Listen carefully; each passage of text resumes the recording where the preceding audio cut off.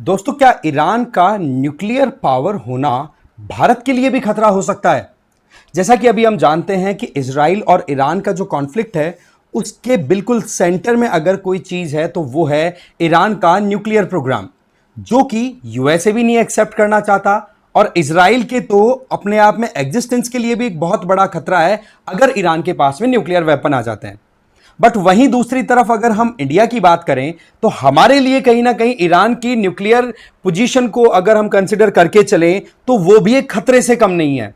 अब आपके दिमाग में सवाल आएगा कि यार ईरान के साथ में तो हम मिलकर के चाबार पोर्ट डेवलप कर रहे हैं या चाबार पोर्ट हमने डेवलप किया जिससे कि अफगानिस्तान से होते हुए हम सेंट्रल एशिया तक हमारी एक्सेसिबिलिटी इंश्योर कर सकें।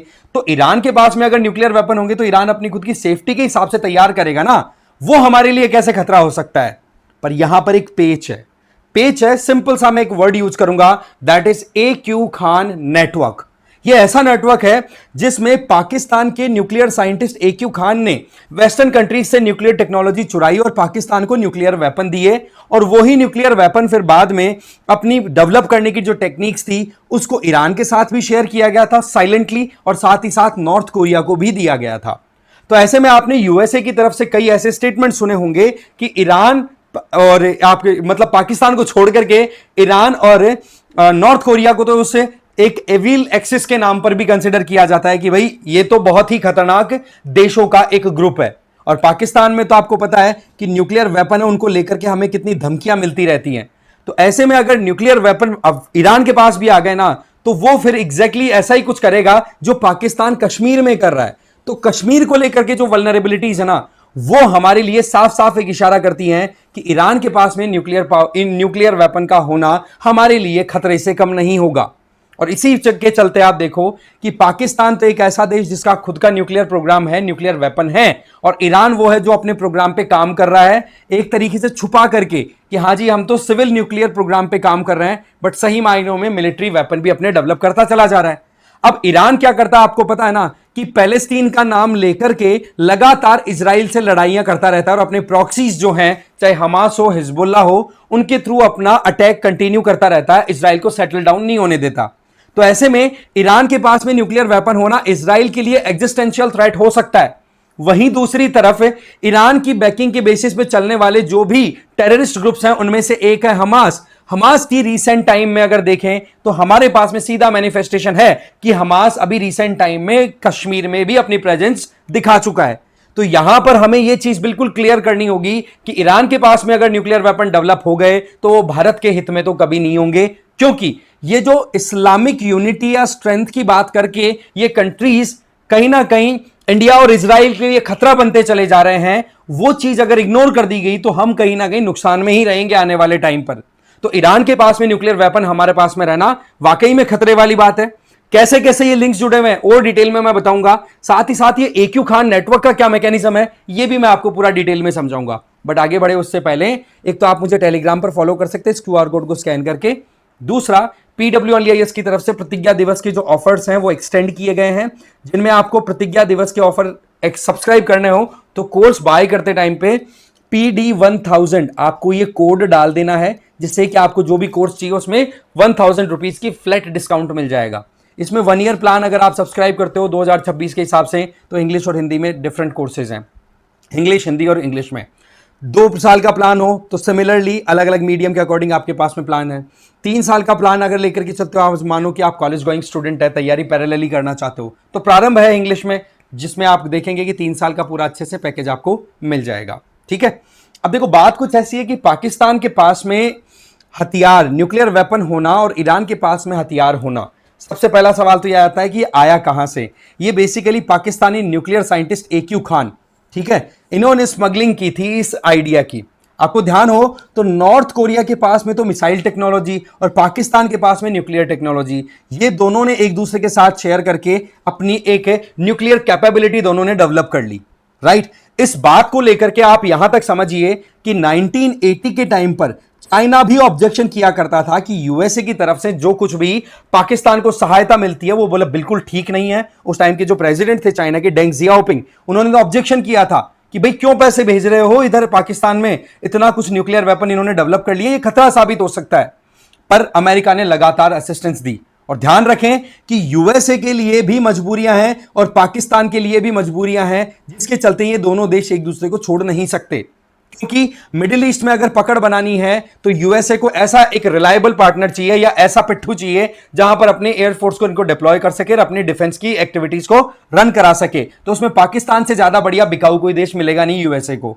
वहीं दूसरी तरफ पाकिस्तान के लिए मजबूरी यह है कि पाकिस्तानी आर्मी जो कि किराए पे चलती है, जो कि दूसरा यूएसए की फंडिंग पे चलती है, तो ऐसे में पाकिस्तान यूएसए को छोड़ नहीं सकता। क्योंकि पाकिस्तानी आर्मी के जो जर्नल्स हैं उनके पास इतना पैसा क्यों है? क्योंकि यूएसए की फंडिंग जो आती है वो मोर और लेस उनके पॉकेट्स में जाती है और उन लोगों की लॉयलिटी पाकिस्तान की बजाय यूएसए के लिए ज्यादा रहती है।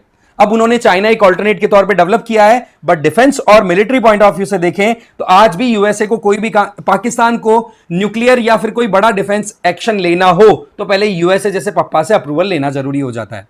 तो ऐसे में पाकिस्तान और ईरान इनकी रिलेशनशिप की बात की जाए तो आप क्या देखते हैं कि पिछले कुछ समय में ईरान की तरफ से स्टेटमेंट ये आते हैं कि पाकिस्तान जो है वो ईरान को डिफेंड करने के लिए अपनी तरफ से इधर इजराइल के ऊपर न्यूक्लियर बॉम्ब्स दाग देगा। इस तरीके की बात ईरान की तरफ से निकल के आई और उसी के एक दिन बाद में पाकिस्तान का यू टर्न भी देखने को मिला कि जी ऐसा हमने कब कहा, ये तो एआई जनरेटेड वीडियो जो था वो पब्लिश किया है। तो पाकिस्तान में एक खलबली तो है कि इस्लाम के नाम पर अगर हम हमारे साथियों को या इस्लामिक कंट्रीज को डिफेंड नहीं करेंगे तो फिर काहे का इस्लामिक विगुल बजा बजा करके हम आगे चल रहे हैं, वो बात अलग, वो सारा खोखला है, ये सारा प्रोपेगेंडा।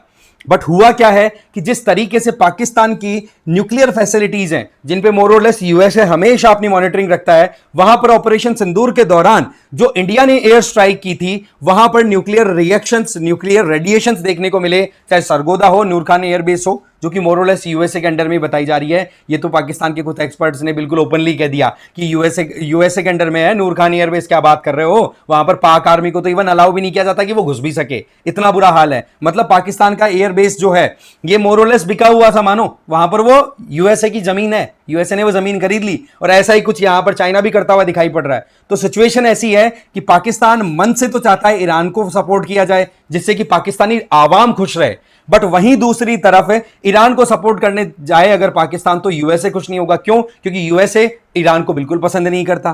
तो इस इक्वेशन को अगर हम थोड़ा सा कश्मीर तक एक्सटेंड करें तो यहां पर पाकिस्तान जिस तरीके से टेररिज्म को बढ़ावा देता रहता है, कश्मीर में मिलिटेंसी को बढ़ावा देता है, उसी तरीके से आप देखो कि ईरान जो है वो पैलेस्टीन का सहारा लेकर के इजराइल के लिए प्रॉब्लम क्रिएट करता है। और दूसरी सबसे इंपॉर्टेंट चीज कि इजराइल जिस तरीके से खुद को डिफेंड करता है वैसे ही इंडिया खुद को डिफेंड करता है। तो दोनों में बहुत सारी सिमिलैरिटी है और हमास की प्रेजेंस अभी रिसेंट टाइम में मैंने बताया कश्मीर में देखी गई है। तो ईरान जब भी मौका मिलेगा तो इस्लाम के नाम पर कश्मीर को डिस्टेबलाइज करने में बिल्कुल पीछे नहीं जाएगा, चाहे आपके कितने अच्छे रिलेशन हो।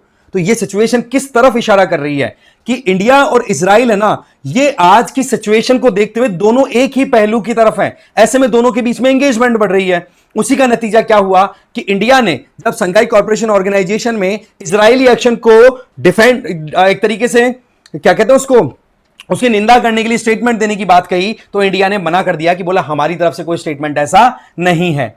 वहीं पर आप देखो कि जिस तरीके से पाकिस्तान का ईरान दर्द है और पाकिस्तान का जो टर्किश प्यार है उसको भी काउंटर करने के लिए इंडिया ने एक अच्छा खासा अपना चाल चल दिया। जो आपने रिसेंट टाइम में बहुत से वीडियोस देखे होंगे कि हमारे prime minister Narendra Modi Cyprus की विजिट पे गए जो कि टर्की का बिल्कुल कट्टर दुश्मन है। तो इस तरीके से इस्लाम के नाम पर जो यूनिटी देखी जा रही है, ये यूनिटी हमारे लिए वाकई में खतरा है। वो खोखली यूनिटी है देखी जाए तो, राइट? क्योंकि पाकिस्तान इसमें सेंट्रल पोजीशन पे है और पाकिस्तान बिकने के लिए बिल्कुल तैयार है, बस पैसा फेंको। यूएसए पैसा फेंकता है तो यूएसए जो चाहता है वो हो जाता है, उधर चाइना जैसे करवाना चाहता है तो चाइना पैसा फेंकता है, तो होता रहता है। और अभी रिसेंट टाइम में इजराइल से जिस तरीके से हमारे सुसाइड ड्रोन्स हमने मंगाए थे, हार्पिया, हेरोप, लॉइटरिंग म्यूनिशन, उन्होंने जो नतीजा दिया, जो पाकिस्तान की एयर बेसिस को बिल्कुल खत्म कर दिया या डिफेंस सिस्टम को खत्म कर दिया, वो वाकई में solidarity of India in Israel एक बार फिर से शो करता है। और उसी के कन्वर्स अगर टर्किश जो या थर्ड आ गया, सोंगार यूएवी जो पाकिस्तानी डिफेंस सिस्टम की तरफ से यूज किया गया था इंडिया को अटैक करने के लिए, वो बिल्कुल न्यूट्रलाइज कर दिए थे इंडिया ने। तो टर्किश टेक्नोलॉजी और टर्किश ड्रोन्स का भी बिल्कुल बेड़ा गर्क हो गया। तो कुल मिलाकर के यहां पर लाइक माइंडेडनेस आ रही है इंडिया और इजराइल के बीच में सिमिलर सिचुएशन के चलते। और जिस तरीके से इजराइल को कंटेन करने के लिए पैलेस्टीनियन कॉज उठा करके ये जो ईरान जैसे कंट्रीज हैं, पाकिस्तान जैसे कंट्रीज हैं, ये पाकिस्तान चलो बातें करता है पर ईरान तो एक्टिवली पार्टिसिपेट करता हुआ दिखाई पड़ता ना। तो वही चीज अब इंडिया के लिए कश्मीर के थ्रू भी, क्योंकि कश्मीर को भी पैलेस्टीन की तरह डिस्प्यूटेड बना रखा है इस्लामिक वर्ल्ड की अगर बात की जाए। तो ऐसे सिचुएशन में ईरान के पास में अगर पावर आ गई ना, ज्यादा पावर आ गई, तो मान के चलिए वो हमारे देश के सिक्योरिटी पॉइंट ऑफ व्यू से, पर्टिकुलरली कश्मीर वाले मुद्दे पे, तो हम बिल्कुल भी ईरान पे रिलाय नहीं कर सकते या विश्वास नहीं कर सकते। तो ईरान का इस तरीके से न्यूक्लियर पावर होना हमारे लिए खतरनाक हो सकता है, जैसे कि पाकिस्तान का न्यूक्लियर वेपन का पजेस करना हमारे लिए ऑलरेडी है। क्योंकि अब तो चलो ठीक है, ऑपरेशन सिंदूर के दौरान पूरी की पूरी पोल खुल गई। अब पाकिस्तान अगर एक कदम भी न्यूक्लियर के ऊपर उठाना चाहे या बोलना चाहे तो पहले यूएसए से अप्रूवल लेना पड़ेगा, राइट? क्योंकि जो रेडिएशन रिलीज हुए हैं उसको पाकिस्तान ने, मतलब रायता तो पाकिस्तान ने बिखेर दिया, पर अब समेटने में यूएसए लगा हुआ है, क्योंकि यूएसए भी वहां पर एक फाउल गेम खेल रहा है। ठीक है, तो इस तरीके से इंडिया और इजराइल एक पहलू पे आते हुए दिखाई पड़ रहे हैं, और ईरान हमारे लिए भी खतरा हो सकता है, इसमें आप बिल्कुल भी डाउट ना रखें। आपका क्या मानना है कमेंट करके जरूर बताना। बाकी इस वीडियो में तो इतना ही था। Thank you very much.